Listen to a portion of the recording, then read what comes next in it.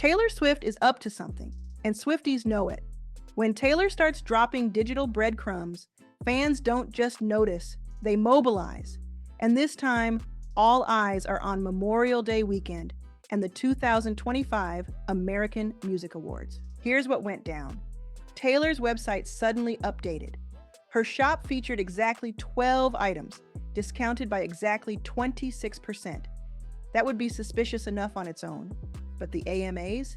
They're happening on May 26th. Coincidence? Please. This is Taylor Swift. Coincidence doesn't even make it past the first draft. Then came a message from Taylor Nation. A seemingly normal note to fans until someone noticed that 3 random capital letters, A, M, and A, just happened to spell AMA.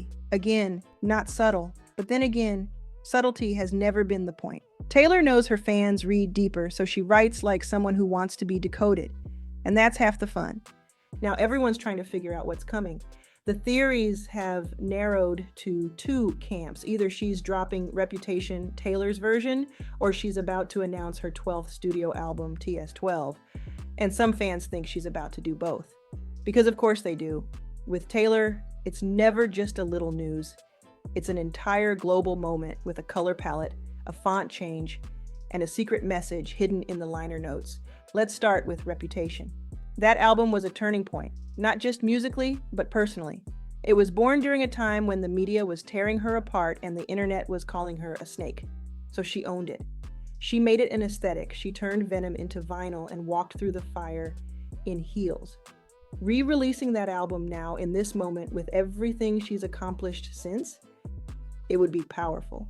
A reclamation. A reminder that she not only survived that era, she made it iconic. Then there's the outfit theory. Of course there is. Swifties noticed she wore a daisy print dress on Mother's Day, which just happens to match a lyric from Don't Blame Me, a Reputation track. People are out here decoding floral arrangements like they're working at the CIA, and you know what? It's fair. Because Taylor is exactly that calculated. But then there's TS12. That theory's picking up steam fast. The 12 items in her store could be more than a wink at her discography. They could be a countdown to something entirely new. She's coming off the Eras tour. She's at the top of her game. She's in love. She's unbothered. This would be prime time for a fresh era. And you know Taylor. She doesn't wait for permission. She doesn't follow cycles.